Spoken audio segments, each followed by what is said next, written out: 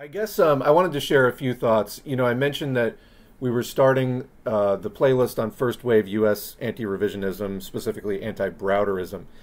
And so there's been a lot of questions about revisionism and anti-revisionism and where does revisionism come from. And just to remind everyone, we use the definition that social democracy is when bourgeois ideas enter the workers' movement.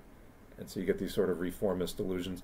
And revisionism is when bourgeois ideas enter the proletarian vanguard or communist movement. So it's revising the basic theses of Marx and Engels, which is proletarian revolutionary ideology based on historical materialism. Revising it with what? With bourgeois ideas, with theses that basically work to uphold capitalism.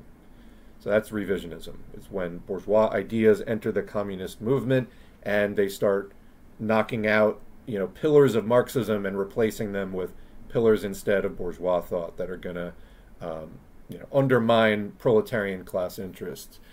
And so I've been thinking about a number of things. I mean, obviously I think about socialism and communism quite a lot running this channel and doing all the readings and responding to all the comments. Not all the comments, but reading all the comments at least.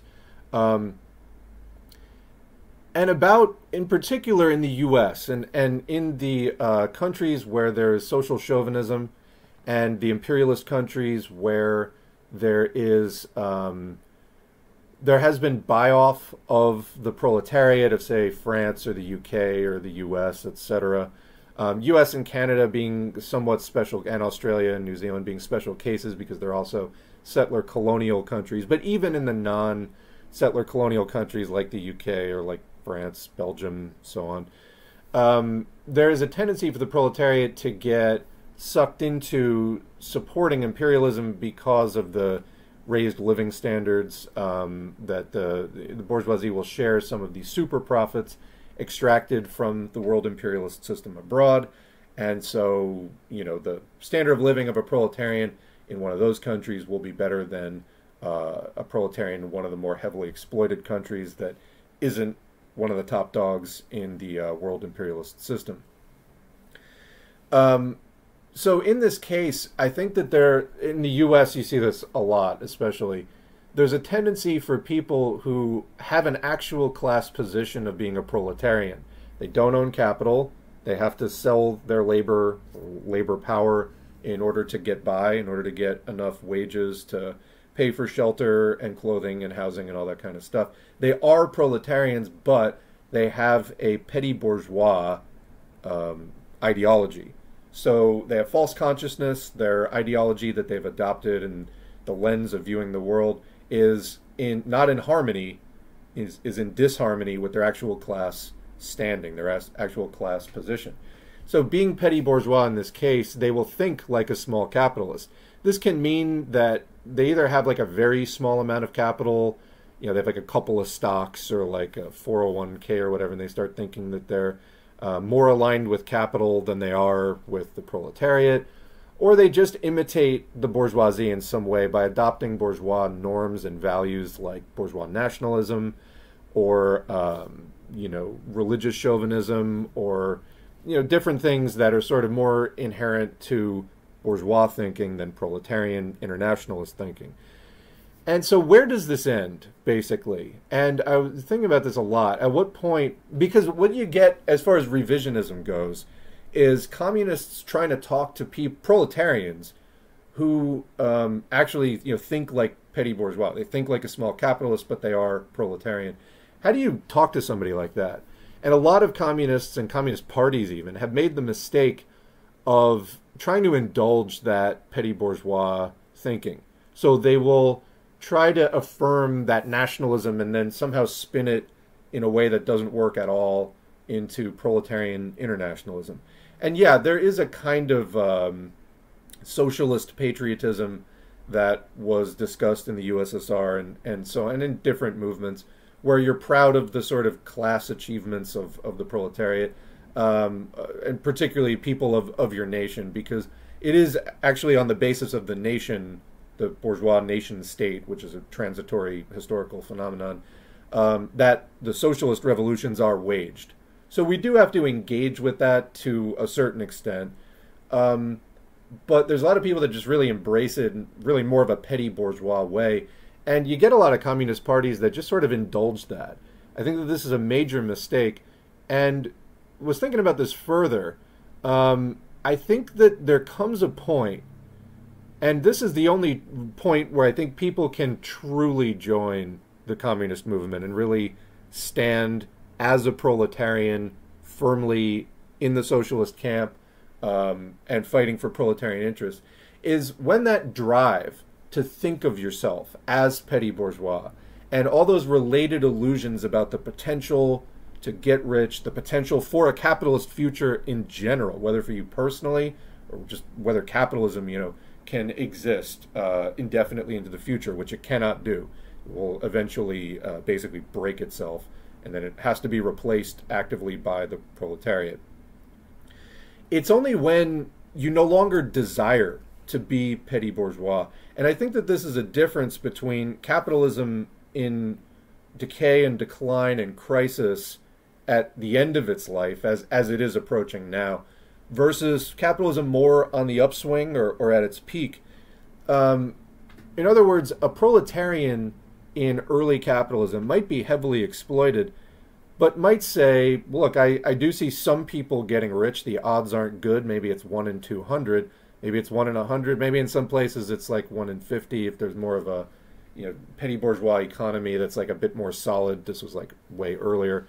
Having that hope, well, you might not be inclined to fully embrace being part of the proletarian struggle because you have those illusions and you still have that desire that, well, I don't like the exploitation, and so I could become a communist on that basis, but I don't know, I would still like to be petty bourgeois. Why can't I be petty bourgeois? And I know not everybody can be petty bourgeois, but maybe I could. And so, that means a lukewarm, a half-hearted commitment to communism. When you still have that, you're still holding out some sort of hope that, I could be petty bourgeois. There's some future in that. I think that there's a number of ways that people can have that desire exhausted or extinguished. And it's not just on the basis of morality. It's not just, it would be better for everyone. I think there really has to truly be a complete exhaustion of that desire where people, even if offered the chance to be petty bourgeois, would decline. And I think we definitely haven't hit that point. I mean, the U.S., literally, this is called the American dream, is being petty bourgeois. Is like, you might not be super rich, but you will definitely be like comfortably rich and whatever, and own your own business and all that.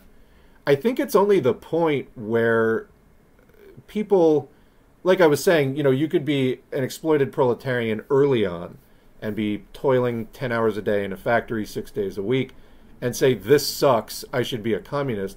But there's also the possibility of that person saying, this sucks, I should start my own business. And you do see this.